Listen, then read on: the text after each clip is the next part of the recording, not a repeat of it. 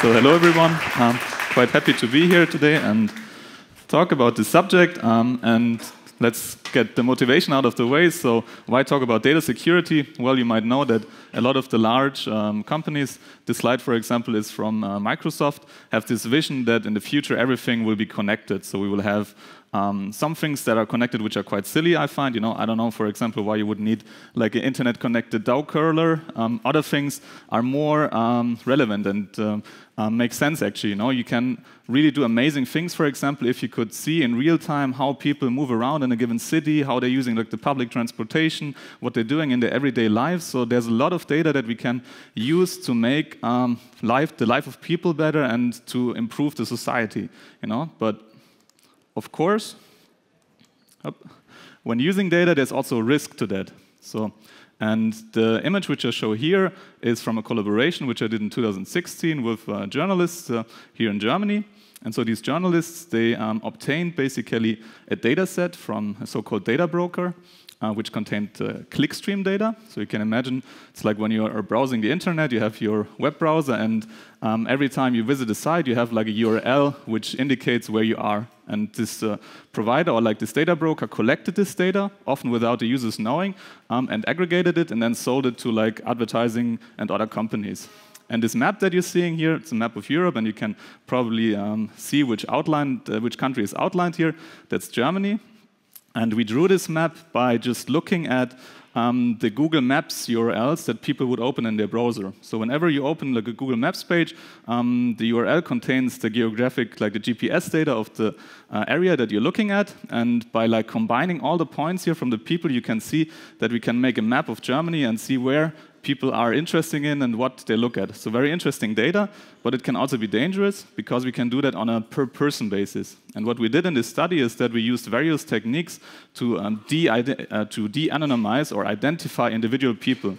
So for example, we could like use public Google Plus profiles and see, okay, which places did people review, and then compare that to the URLs we saw in this anonymized data set. And by this, we could de-anonymize many thousands of people, even like members of parliaments, ministers, and of course, I don't know about you, but I personally wouldn't want other people to know everything I do on the internet. So it's really, in some cases, very sensitive data and could like get a government into trouble. I mean, not that you would need to get the German government into trouble right now, I think, but it can be used to like harm people. And that's why it's important to think about data security. So what I want to do today is to show you a very simplified example of how we can collect data about people, and then help you to understand how this data can be problematic. And finally, we want to then see which ways we have to protect the data, to make it more secure, and to also understand a bit the use cases and the limits of each of these methods. So we are going to look at a smart city use case. And when I think about smart cities, I always think of my favorite computer game, which is SimCity 2000, and that's a screenshot of this game. And in this game, you could basically build cities, and you could like plan them with schools, with universities, power plants, and everything. And you knew what exactly your citizens needed because you had a lot of very good data about them. You had like statistics, and you know what each citizen needed if he or she was unhappy, and you could react in real time to that. And it would be great to have this kind of data in the real life, of course. So, and we could do that, for example, by asking people about certain information. So what we're going to do in this case study, we will have like a few citizens here, 6, Della, Danielle, Ashley, Carrie, Derek, Edward, and Melinda. And we're going to take up some basic demographic data about them, like their age, their gender, the zip code where they live, and another attribute which I call attribute X. And attribute X could be anything. It could be if they're like Justin Bieber, if they're happy where they live, if they're like happy with the school for their children, or it could also be more sensitive information, like information about their religion, about their party memberships, or even if they have a certain health condition. So if we collect this data, we also want to make sure that it's secure. And there are different use cases we might use that data for. So we might use it inside our organization to do data analytics and to work with that. But we also might want to share it with either partners, either inside our organization or also external partners. And the last case, or the most extreme one maybe, is that we might even want to publish the data. So make it public so that anyone can work with it and get insights from it. And we're going to start by just taking our data, putting it in a table. And if we wouldn't care about data security, we would be done now, so we could go home or like work with the data directly. But of course, it can be problematic because now anyone who has access to that data could just say, okay, if I know that Della is here in the data set, I can just look her up in this table and I can know exactly what the value of attribute X is for her. And this is, of course, not good. So what can we do to protect the data a bit better?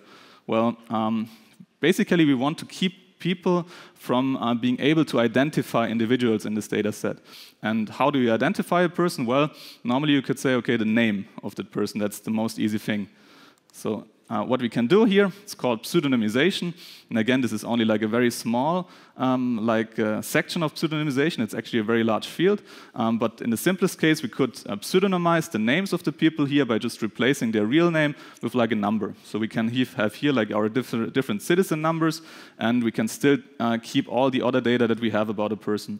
So now it would be more difficult to actually see who a given entry in our table belongs to. So is our data secure now? What do you think? More or less? Yeah, it's definitely more secure than before, but there's still ways for somebody to find out who actually a given row in the table belongs to. And that person could do it, for example, by if he or she knows, okay, Della is between like 30 and 40 years old. By that information alone, I can cross out a lot of the lines here in this table because these people are either too old or too young to match. And if I also know that she's a woman, okay, that doesn't help me because I only have 2 entries left here. But I know she also lives in this zip code area, 10742.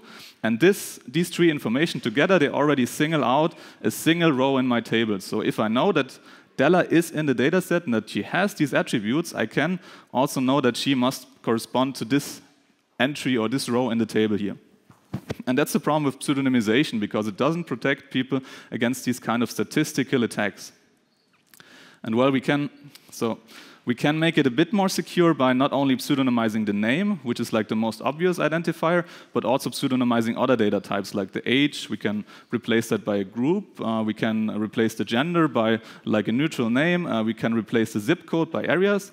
And this makes it a bit harder for an external person that knows some context information to apply that to our data set, because he or she wouldn't know, for example, the mapping between an age group and the actual age of the person. And this can be done in such a way that you can even like preserve some of the relationships between the data, you know? Because it might be for the city planning, for example, be interesting to know, okay, zip code A5 is adjacent to zip code A3. And you can choose your pseudonyms to make that possible so that you can still have some structural information in the data. But of course, the more pseudonymization you use, the harder it is actually to work with the data as well. So there's always a balance between making it hard for people to identify individuals in the data set and also making it hard for you to actually work with the data and do something useful with it. But for sharing the data internally in your organization, you should always use pseudonymization as a first step in data security. So what else can we do if we want to share the data with people not in our organization, but maybe with other people that we might not fully trust or even publish the data? Well, for this, we can use anonymization. And again, there are like many techniques available that you can choose from. The one I'm showing here is so-called k-anonymity. And the idea behind it is pretty simple. You can say, okay, I want to keep people from singling out individuals in my data. So what I can do is, of course, I can just group people together. So I can take k people, for example, 2 or 3 people, and I put them in a single group, and I group all of their attributes together. So even if a person knows all of the information about these people, they couldn't single out them anymore. And in our example, we did that here. So these color-coded little dots corresponded to the groups that we put our people in. And now you can see the resulting data set would look like this. So we would have 3 groups here where we have grouped together the different attributes, so like the age, the gender, and the zip code. And for each of these groups, we do not give the attribute values of the individual people, but we give the aggregated values for the whole group. So in the first group, you would have 2 people, one people which has attribute X yes, one person which has attribute X no, and they would be between 30 and 40 years old, female, and live in this zip code. And now, if you would try again our technique of identifying people by using their context information, we could say, okay, we still know that Della is 30 to 40 years old.